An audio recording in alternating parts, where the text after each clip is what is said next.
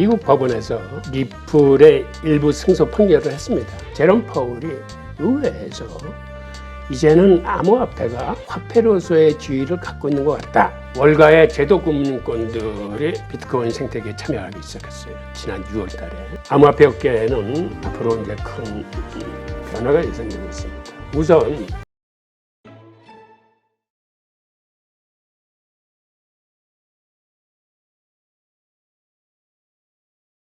오늘 모신 분은 홍익희 교수님입니다. 안녕하세요. 예, 안녕하세요. 네, 오늘은 오랜만에 저희가 암호화폐, 예, 네, 가상화폐에 대해서 좀 말씀을 나눌까 하는데, 예. 오늘 리플이 예. 이거 참 변동성이 없는 그 암호화폐로 저는 기억을 하고 있는데 장중에 뭐 거의 2배 가까이 올랐다가 지금은 맞습니다. 뭐 한 56%, 5%에서 왔다 갔다 하는데 예, 예. 이게 무슨 일입니까?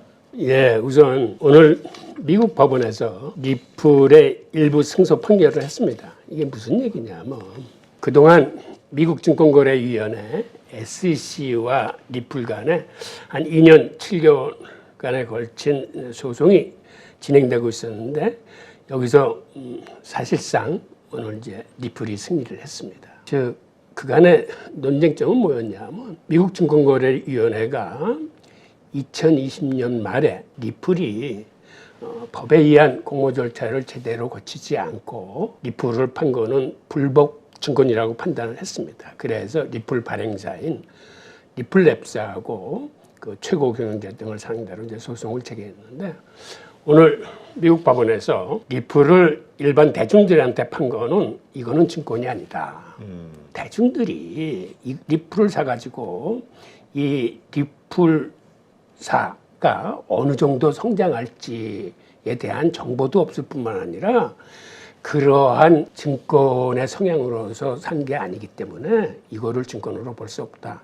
다만 리플이 헤지펀드나 이런 기관 투자자들한테 회사의 정보를 제공하면서 대량으로 판 거는 이거는 증권법 위반이다 라고 판결을 했어요.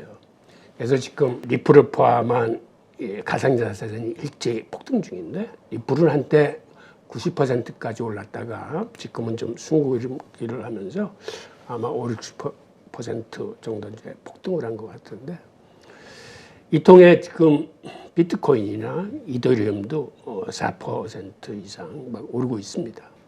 그런데 이런 게 앞으로 향후 암호화폐 업계에 이제 지대한 영향을 끼칠 것으로 보입니다. 물론 미국 증권거래위원회는 아마 이것을 인정하지 않고 항소를 할 것으로 보입니다만은 일단 1심에서 리플에 손을 들어줬기 때문에 앞으로 이 문제는 가상자산 시장에 큰 영향을 끼칠 걸 봅니다. 그런데 사실 이 내막을 좀 들여다보면 어떤 내용이 있냐면 리플은 사실 송금을 위해서 특별히 고안된 기술이 이게 무슨 얘기냐면 일반인들이 은행을 통해서 지금 미국이 주도하는 스위프트 시스템에서 송금을 하게 되면 자그마치 한 6단계 정도를 거치면서 뜯기는 수수료가 굉장히 많습니다. 그래서 송금 금액의 과다의 차이는 있겠지만은 송금 수수료가 한 8% 내지 한 23% 정도 붙어요. 게다가 송금을 확인하기까지 한 2~3일이 걸립니다. 그런데 이제는 중앙은행 디지털 화폐가 나오면서 중앙은행 디지털 화폐를 가지고 송금할 경우에는 그 단계를 절반으로 줄이면서 송금 수수료 또한 5% 이하로 팍 줄어듭니다. 그리고 최근에 각광을 받고 있는 예를 들어서 달러 연동 스테이블 코인 같은 거는 일종의 이제 세계 화폐 역할을 하면서 그런 걸로 송금을 할 적에는 송금 수수료가 2%도 안 들고 즉시 확인을 할 수 있을 뿐만 아니라 이제는 송금 수수료들이 거의 제로에 수렴하고 가고 있어요. 그러면 앞으로 자본의 속성상 송금을 할 적에는 이제는 디지털 화폐나 이 스테이블코인 쪽으로 송금하는 게 훨씬 유리하고 그다음에 송금하자마자 즉시 확인할 수 있으니까 기존의 시스템은 이제 무력화되는 거죠. 이제 그런 의미에서 사실 리플이 나왔을 적에 일반 월스트리트 금융권에서 사실은 가장 큰 반발이 나왔어요. 야, 저거 그냥 놔두면 은행의 송금 이거는 우리 다 이제는 장사 끝난 거 아니야?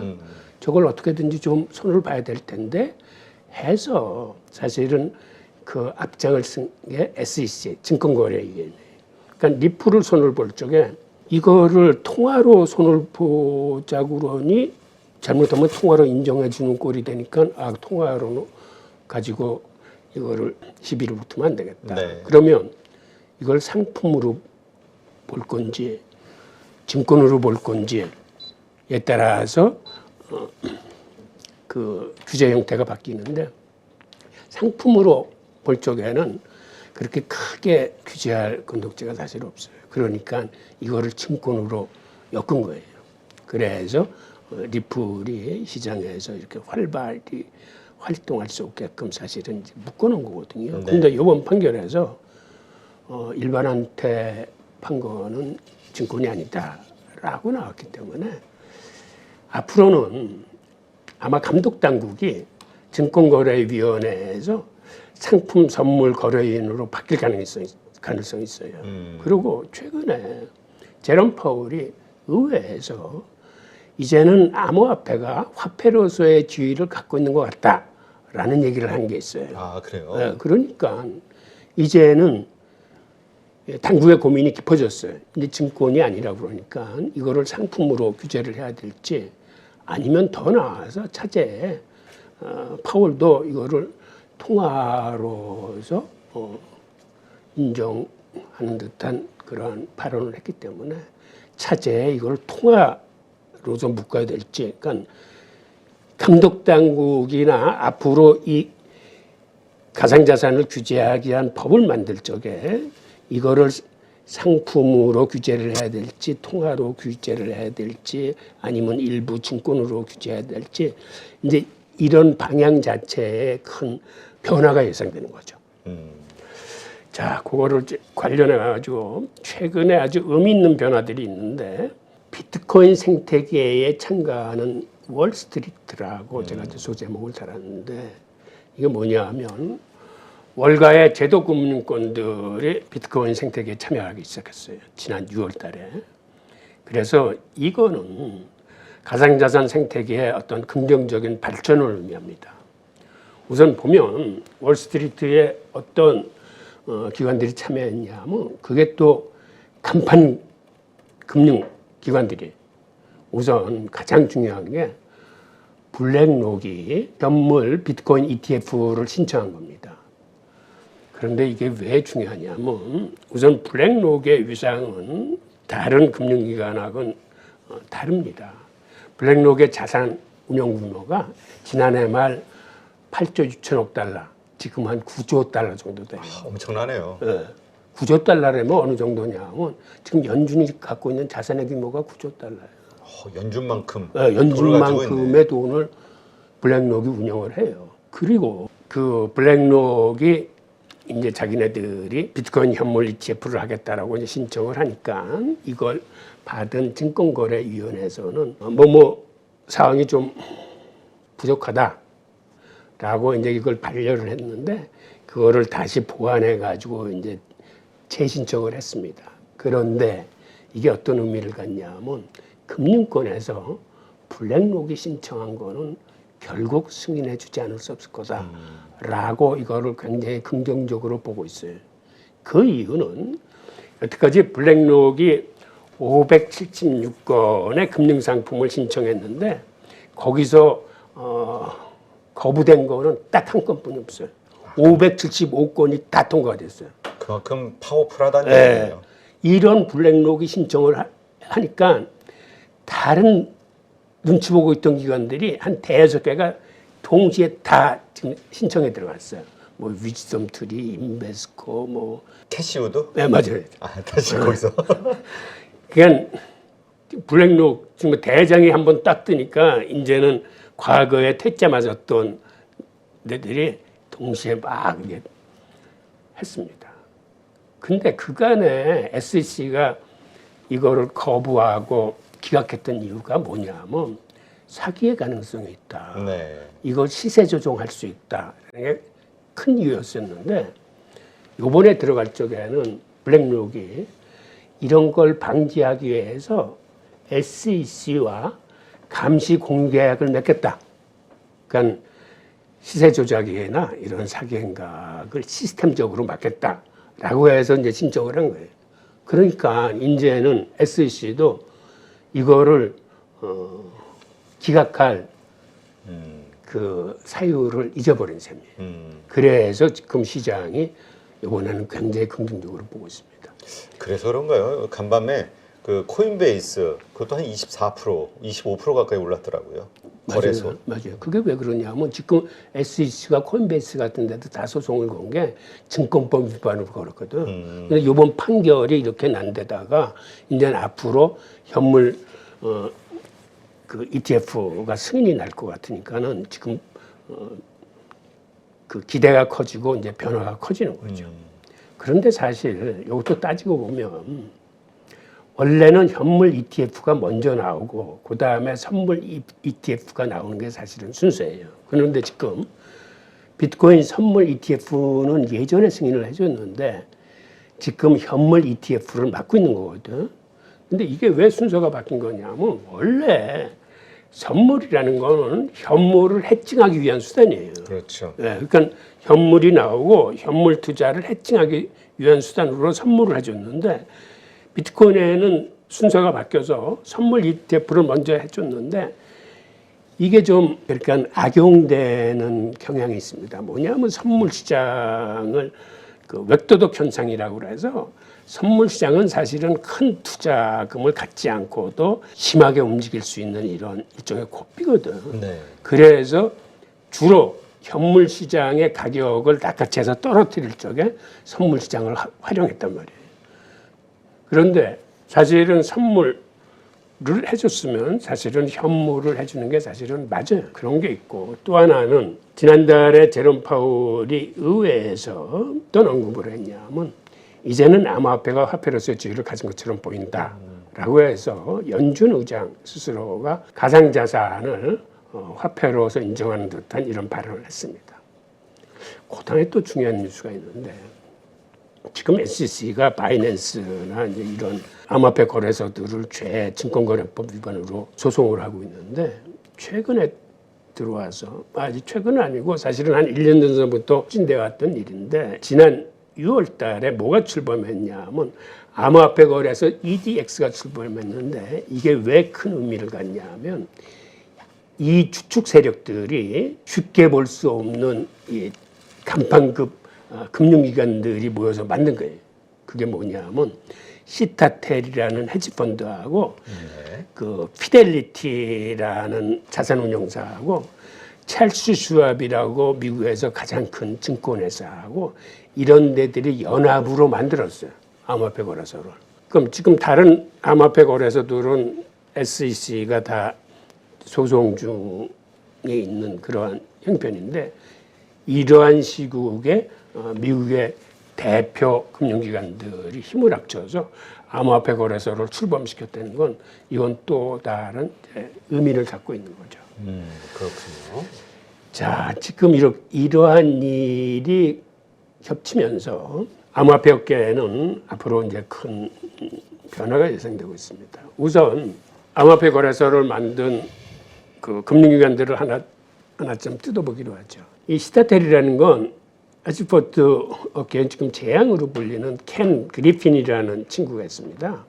그런데 이 친구가 어느 정도 지금 잘 나가고 있냐면 지난해 하락장에서 수익률이 자그마치 38%예요. 와, 엄청나네요. 네, 그래서 160억 달러를 봅니다. 그래서 그 중에서 85억 달러는 참여한 멤버들한테 이제 배당을 하고 네. 이 친구가 75억 달러를 수수료로 자기가 겟을 해요.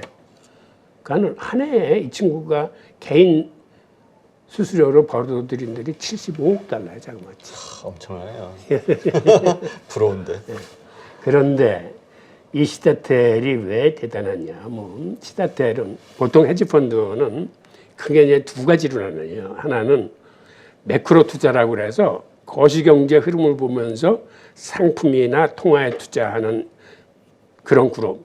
대표적인 게 이제 조지 소로스나 이제 폴 앤 존스 같은 이제 헤지펀드고, 또 다른 하나는 과학적 투자 기법이라고 그래서 과학자들을 모아서 컴퓨터 시스템에 의한 프로그램 투자 이런 걸 주로 하는데, 그 중에 대표 주자가 바로 시다텔이에요. 네. 그리고 이들이 하는 기법 중에서 초단타 매매를 이제 주로 사용하는 기법이 있는데, 초단타 매매라는 게 기본적으로 호가창에 뜨기 직전에 이미 초단타로 상대의 패를 미리 읽는 겁니다.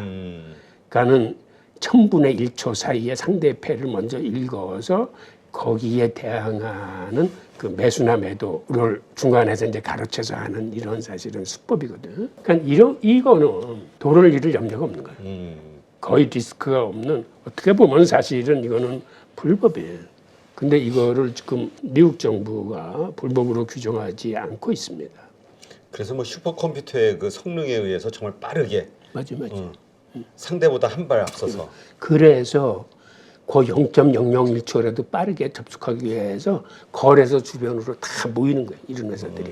그러니까 정보에 오고 가는 거를 하나라도 단축시키기 위해서. 그다음에 피델리티는 뭐 여러분들이 잘 아시겠지만 이건 뮤추얼 펀드의 어떤 대장격입니다. 그리고 찰스 슈왑은 미국 최대 증권사고. 그러니까 이러한 각 분야의 최대 거물들이 모여서 이번에는 새롭게 그 암호화폐 거래소를 만들었기 때문에 이것도 예사롭게 볼 수 없는 이런 거고, 그 다음에 이러한 블랙록이나 시타텔이나 혹은 피델리티나 찰스 슈왑이 비트코인 생태계에 이렇게 본격적으로 참여했다는 얘기는 이건 또 뭘 의미하냐면, 여태까지는 비트코인 선물 시장을 악용해 가지고 현물 시장을 휘젓는 외도덕 현상이 굉장히 많았어요.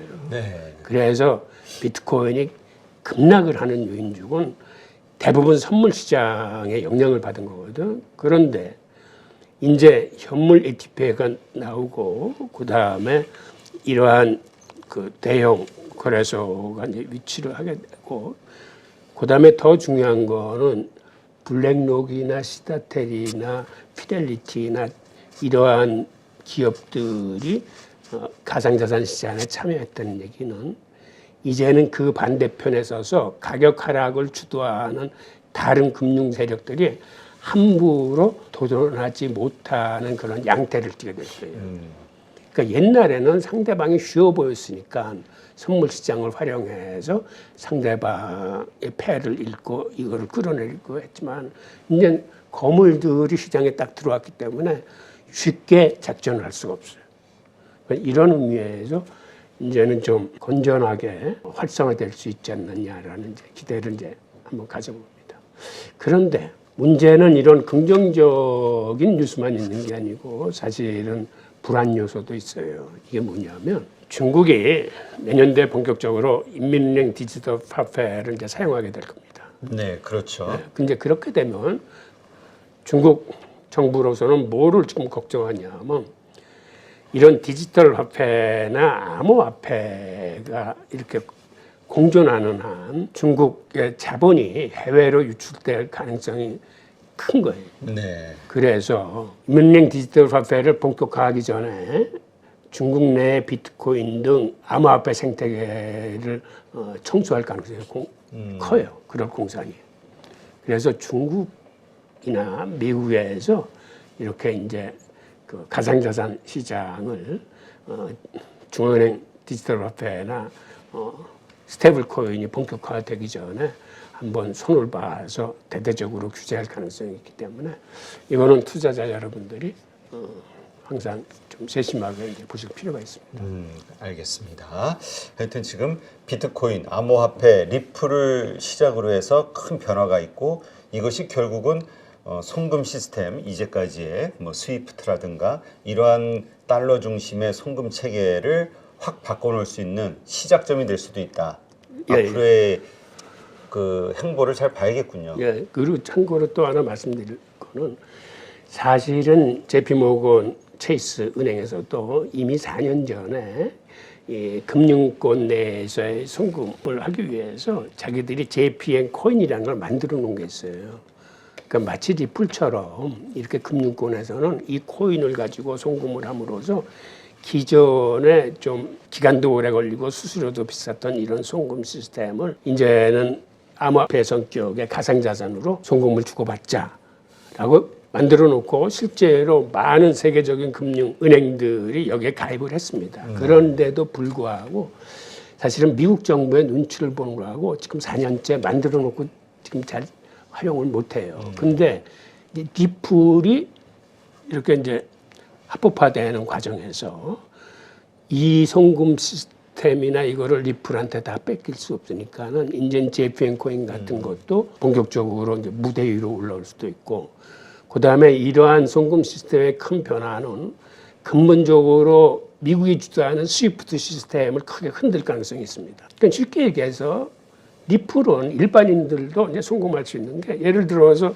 시장에 들어가서 리플을 산 다음에 미국에 있는 그 뭐 유학하고 있는 자녀들한테 전자지급으로 보내주면 거기서 리플을 가지고 그대로 또 시장에서 팔아서 쓰기 때문에 이거는 은행을 거치지 않고 개인 대 개인으로 이제 송금이 되면서 수수료가 거의 없어요. 한마디로. 네. 그리고 즉시 확인할 수 있고.